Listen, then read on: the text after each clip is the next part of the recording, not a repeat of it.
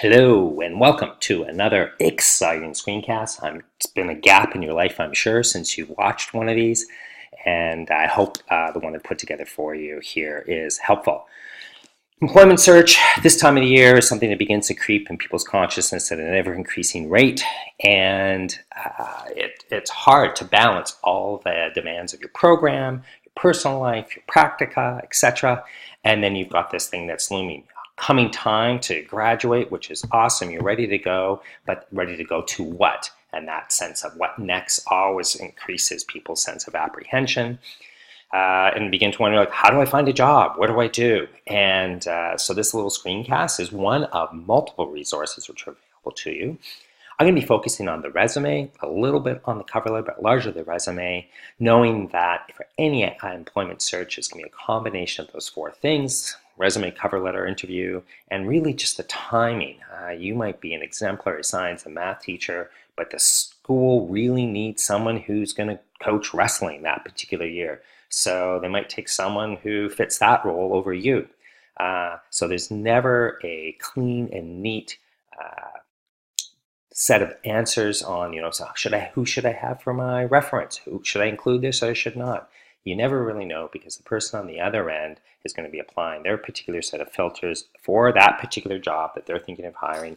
And so you put your best foot forward, highlighting your skills, your experiences, your personality, and knowing that that's all that you can do. So you do your best to follow all the suggestions, but at the end of the day, you're making decisions on what's going to make you shine and appeal to someone out there.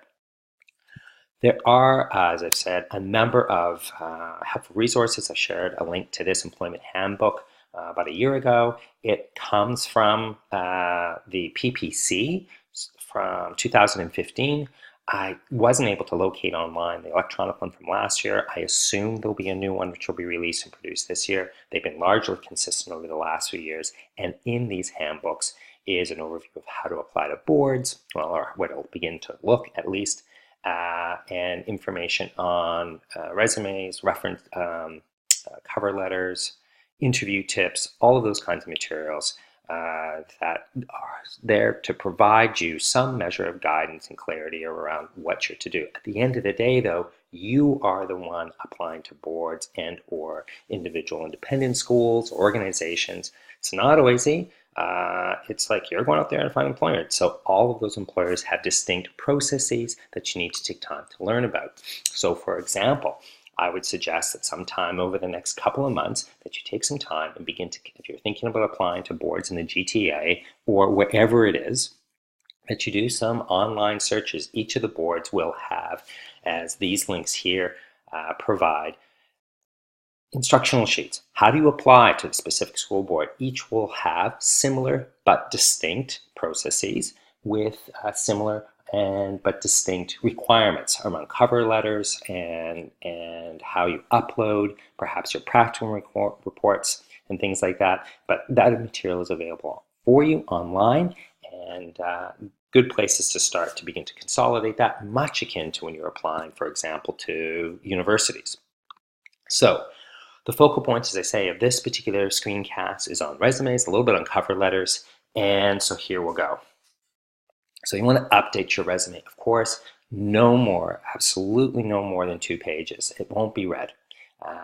These are scanned quickly by administrators, maybe people in human resources departments, often in big boards, as sort of a first cut, and then they're put into a pile or recommendations for people who get to the interview stage who begin to sift through those. So you want to abide by, learn about as best you can, the conventions of each of the discrete employers and abide by those conventions. It demonstrates that you've taken some time and care to get to know what the employer wants, at the same time that you have the skills to fit within that organization. So even, I know it sounds kind of maybe ridiculous, I don't want to overstate it, but you're savvy in putting in things that meet within the norms demonstrates capacity you fit within those large organizations. The same applies for the cover letter, which is no more than 1 page and has certain kinds of expectations for you to include.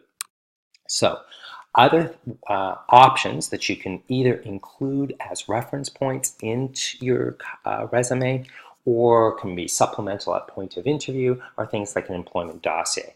I would highly recommend to each and every one of you to create some kind of storehouse for your employment materials in which you're going to throw in, and this can be on your computer, it can be a physical space at home as well. We're going to throw in things like your cover letter, your resume, hard copies in case something happens to your computer, maybe a statement of philosophy of education, rarely asked for, but on occasion is something, exemplary kinds of teaching materials, any awards, reference letters, your summative evaluation, practicum reports. I would download those from OASE, make hard copies, digitize them for yourself, just so you have them, multiple places, but stored in that one consolidated employment dossier. And I would include notes from students.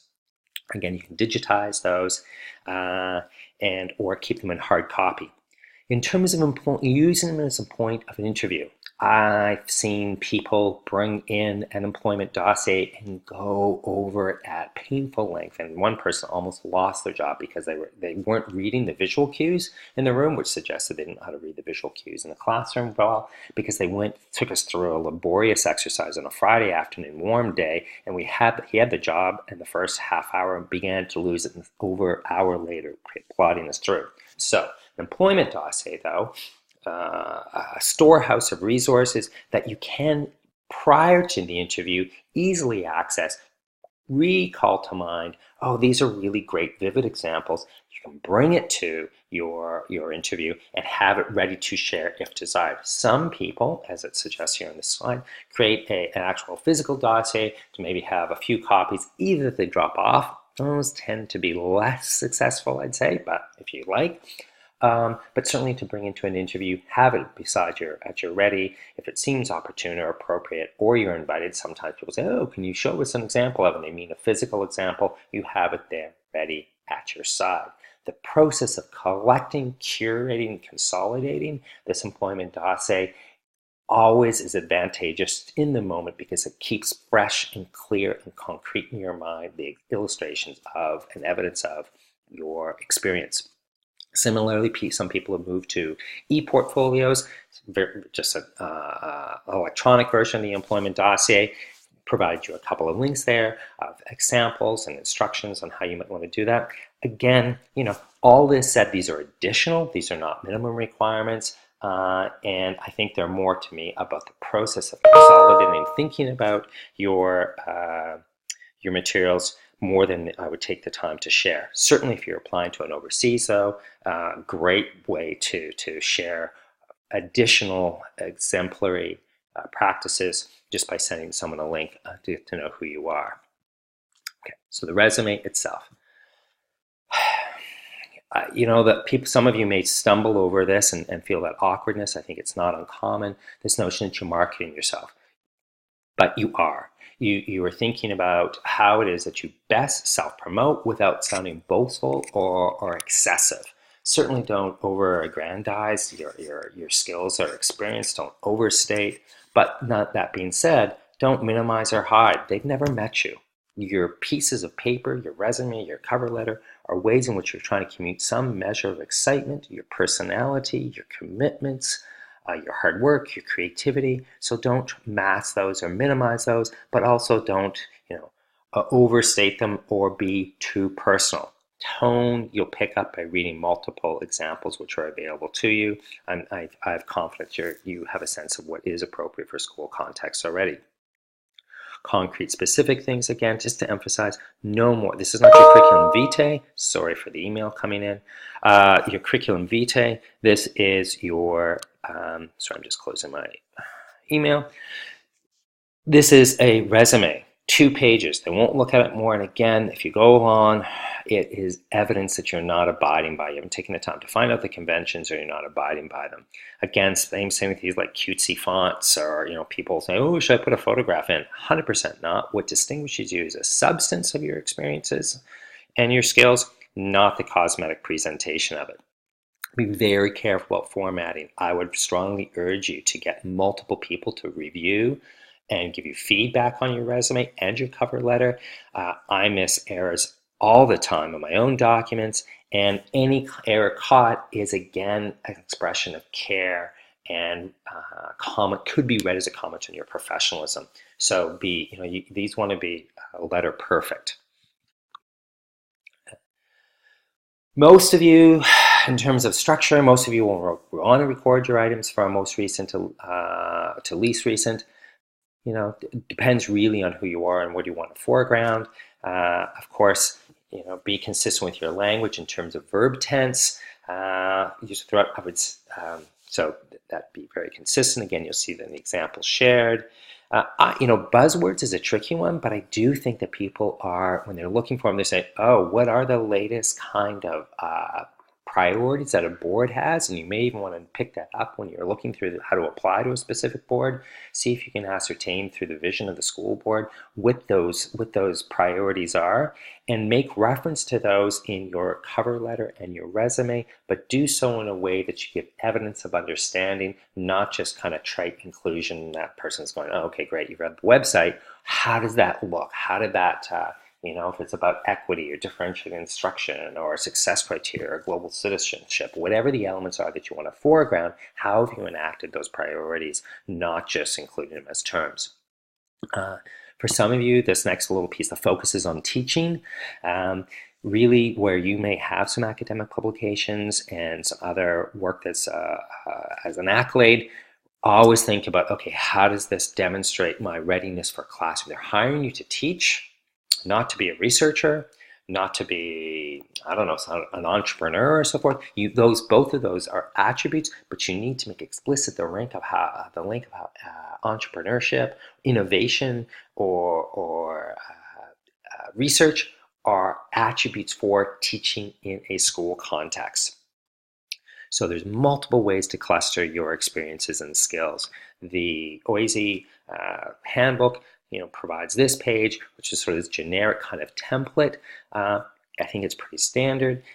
I would recommend in there, it's not highlighted, but under there it says, so it'll say Master of Teaching, Intermediate, Senior. I would likely include, if you feel you have space to do so, the UTS cohort focus on global citizenship. I think that that's a good buzzword right now, and some people will read it and recognize it. Others will just roll through it, and it's just a little detail. But I think it's not a bad thing to include. I would absolutely include here, this person did not in the junior intermediate. Obviously, you want to include what your teaching certification, your subject qualifications are, and that's very important. I think it makes sense that they've included their additional qualifications and certifications when they are significant. So not an OASI workshop or an after-school kind of thing that you might have done at your school, but something that is credentialized. Tribes it's a recognized training across North America. Some schools still continue to have all their teachers take Tribes, so I think that that's something that you would include, but a single one-off workshop is not something they include there. Languages, obviously if you just have English, I won't even bother mentioning it, but if you have multiple languages and fluent, you may want to include it under your education. I think it's kind of curious that's at the front. Mostly people put that later. So here's a specific example you could take a look at of what someone's done. Again, you can see where they have some specific kinds of credentialized programs that they've listed. I don't know if you need to put the OCT number there. That seems, I guess what this person's saying is that they're pending for graduation. Yeah, I guess you could put that. I think you can see here clearly they put their division and their subjects. I don't know what laptop mobile computing program is. That to me is a little bit of a question mark. I don't know that I would include that unless it's something that is more well recognized. Second cluster, so that's your basic education. I think qualifications, you start with that. They want to know what you're qualified to teach, because that's something that you're not eligible unless you have those certifications. Second piece, the way they list it in the OASI handbook, they say practice teaching experiences, and they just simply list those chronologically. And you'll notice what's highlighted here in the example way of which they start off with verb tenses, each of them discrete. The example sharing with the resume here, I far prefer, as opposed to practice teaching experiences. I think teaching and leadership experience is an interesting one. It might be teaching experience. Only it really depends. And you see what they've done is they've listed it chronologically from most recent, working backwards, and that each of the verbs that they've listed in along here to start their nuggets are distinct. I do wonder when I look at this whether or not it verges on crowded. I think you want to have some sense, measure of white space around, not so text heavy. The thinking there being is that if everything's packed in, it almost communicates a sense of franticness or even anxiety of this person. Like, I've got to tell you everything. That rush nature, kind of like this screencast with 3 cups of coffee. Sorry, is that. I think something calmer. So I think that this person could probably have done a little bit of an edit of removing some of the words. At the same time, I would also encourage this person as feedback to maybe give some more concrete illustrations of what they've done. So, when they say up here they collaborated with all these people to create a safe learning environment for all participants, I'd be curious, okay, so what specifically did they do in that context? Underneath here, liaise with an associate teacher, set of lesson plans in a creative and effective manner. Okay, so I'd be tempted, if I could figure out a way to keep the words tight, to be more concrete and specific on the illustration of what it was that was creative. Was it visually creative? Was there a performance involved? What? It's just not too clear. It feels a little bit buzzwordy there without specificity, which I'm looking for to pop out. Now, I'm a particular reader who's looking for those. Someone might just be happy, oh yeah, creative, but I don't think so. I think my read is probably pretty fair. I should say, as a back step, a few years ago in other site-based cohorts, I would typically invite teacher candidates to submit to me their cover letters and their resumes. I would distribute them to a collection of TDSB principals who provided feedback on them to the teacher candidates in advance of them applying. And so I did that for about 4 or 5 years. And so I feel like my insights on these register with or informed by those years of getting feedback from employers. Another one here, I think this is a little better, a multimedia creative writing model to the learning environment. Again, I might want to know what platform they use. So, when they reference technology, what were the platforms, what were the tools? And it's both providing more specificity and brevity. You can see that you can spend a lot of time on your cover letter. Some action words in your resume. For some of you go, oh my gosh, I just want to say created. There are a whole series of action words in your employment handbook. Obviously, you can take this and blow it up and read those. I'm sure you can find them on other sites. But looking for precise yet varied terms to identify what you've done is helpful. In the OASE handbook, this is the way they've structured the rest, so that you might start off with, your practice, your credentials, your practice teaching experiences, and then you go through other teaching related and leadership experience, PD, etc., etc.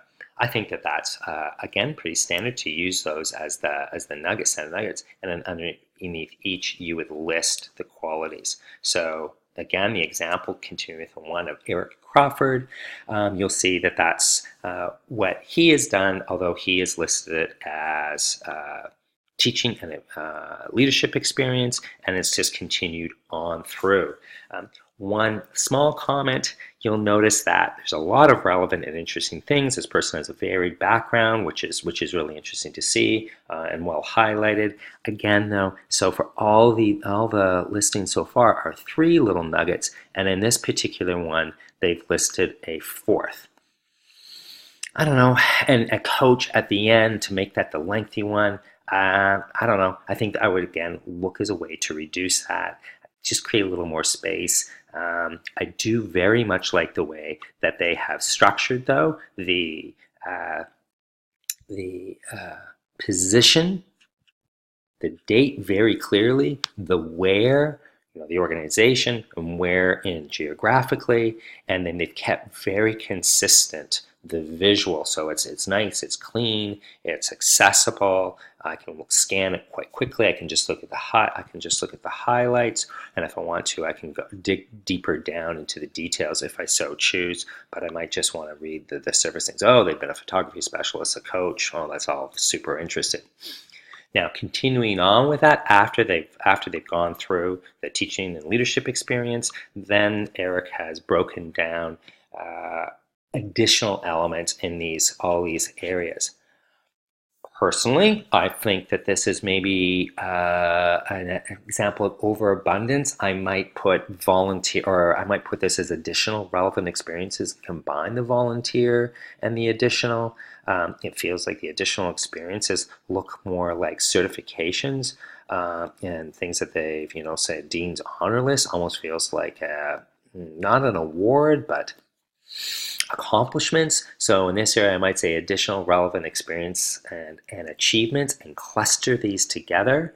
I think that while it's interesting to see the Skate Canada, all the coaching certifications, those are not insignificant. But again, I might think of ways to consolidate those, because overall, these are looking like a bit of a laundry list, and I want to be clear that whatever I'm including them that I'm thinking, okay, it's abundantly clear how they're good fits for possibly being a teacher.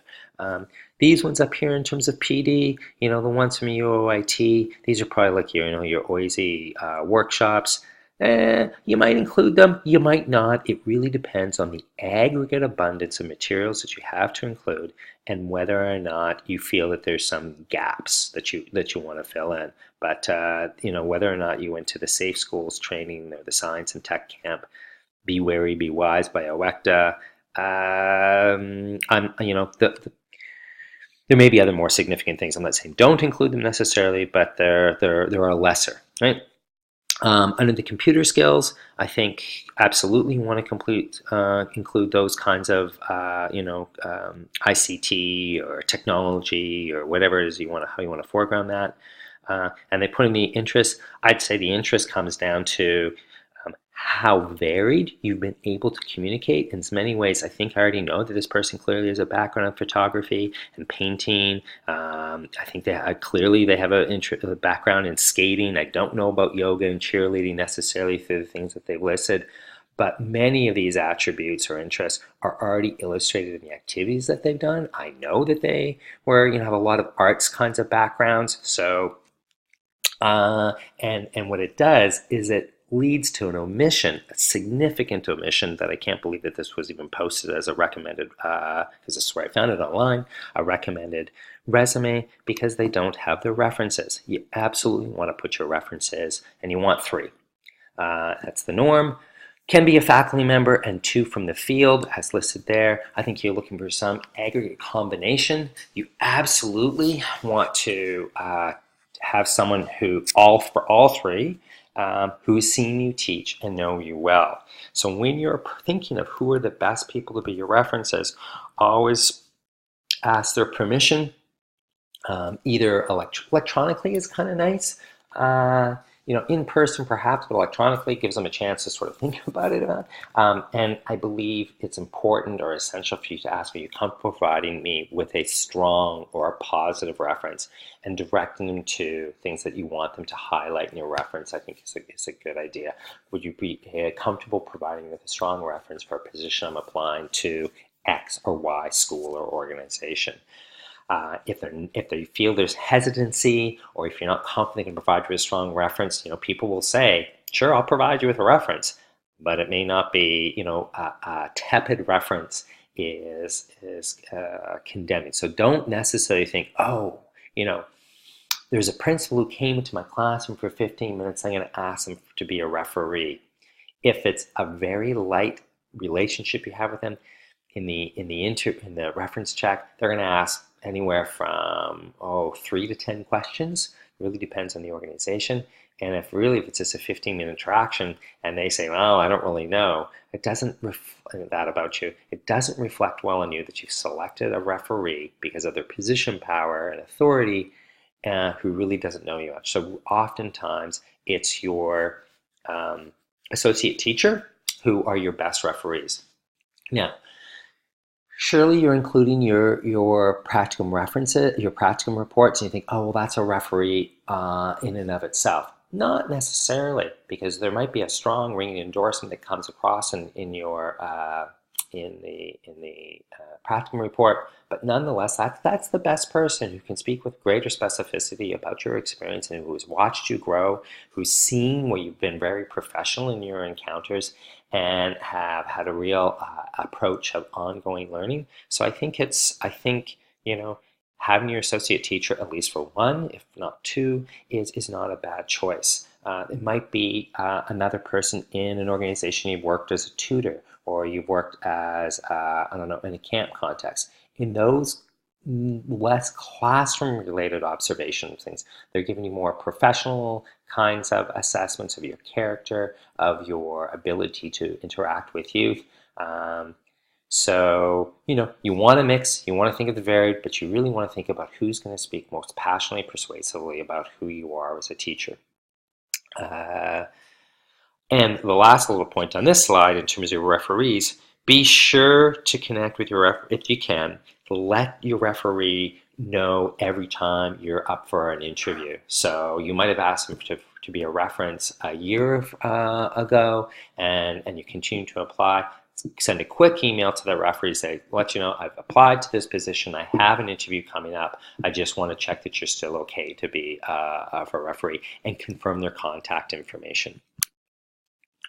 So did I keep that in there? Oh yeah, so in terms of the contact information, that's really helpful and expected. So don't put down references available on request, but include the email, certainly of your referee, and perhaps the phone. Candidly though, I know for me, the phone is kind of not great because I'm always in different places. So directing your potential employer to contact your referees by email is helpful.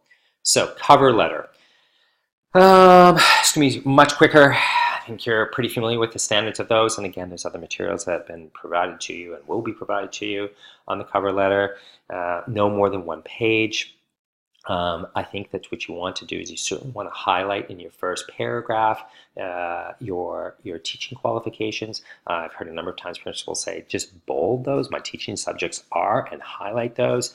And shares your philosophy in your cover letter, not extensively. I think they see your philosophy come through in the things that you highlight, but maybe a one-line sentence in your first paragraph that says, I'm firmly committed to equity, differentiated instruction, assuring that every student has a chance to succeed. And then you go on through your cover letter. The next 3 paragraph focuses on providing evidence of those 3 key ideas. You want, again, the tone is professional, but also coming across in some sort of personal way to distinguish yourself through a story or an evocative example. I think really gives a sense of you as a person. In terms of the cover letter, I think it says beware of sounding just like the sample, so don't cut and paste. You've got to make it your own. The example reference in the cover in the OISE materials around don't mention names of schools, certainly not the name of teachers. You might say, if you're applying to a board and you've been in those board, I think it's fine for you to say, although you've already included that in your resume, so probably unnecessary. Speak in the tones of as a teacher, less as a teacher candidate. So while I was at Central Tech, I taught an English class, and the class was very diverse in abilities and needs. I created a unit plan which scaffold learning through the following ways. So you can provide the specificity of the school and creating a little story that illustrates the big idea that you're trying to capture. The other things I think are pretty standard there are around, again, really avoiding spelling errors, grammar errors, having other people read 2, 3, 4 times your final product. There are a number of them available out there for you, and more will be provided in the coming month. I think that hopefully certainly covers and communicates the things I'd like to say, and hopefully is of some value to you. Feel free to ask questions, and looking forward to supporting you towards graduation in not that long of time. All the best.